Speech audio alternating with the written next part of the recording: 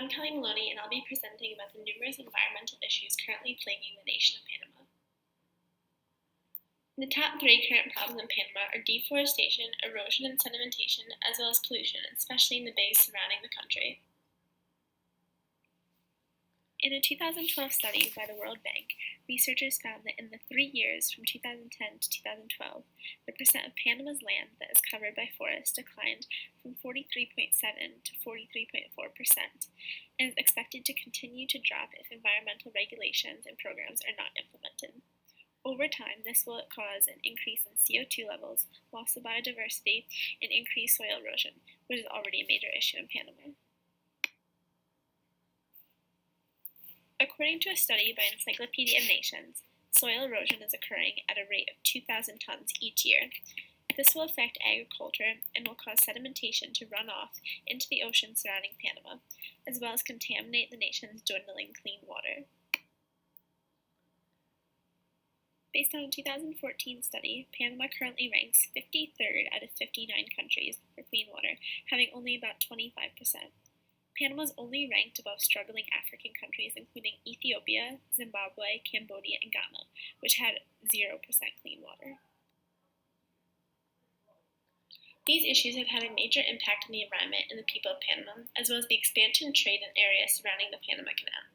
This is due to the fact that the Panamanian government has failed to address the nation's growing environmental demand.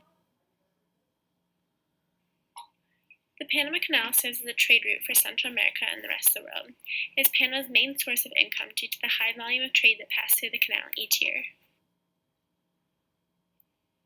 For instance, in 2012, Panama made $24 billion in imports and another $18 billion in exports. However, the canal generates an annual $1.8 billion in fees for the Panamanian government. So what's the problem? The Panamanian government has been forced to decide between restoring the nation's government or continuing to fund expansion of the canal. So, what did they choose? In 2007, Panama began a $5.25 billion expansion project to add a third shipping lane to the canal. In result, as shown by the graph, Panama's annual GDP increased by about $40 billion from 2004 to 2014. In other words, Panama's gross domestic product has increased by an average of 8% annually in the last 5 years. Despite the economic benefit, Panama has ignored creating environmental preservation programs and therefore has not been able to stop the existing problems from becoming more severe. In 2013, the UNREDD Joint National Program launched a campaign to respond to deforestation. However, it was quickly shut down for disturbing indigenous peoples. Little action has taken place since the program's halt. Instead of promoting other environmental protection programs, the Panamanian government plans to spend $17 billion on a new canal expansion project in April 2016.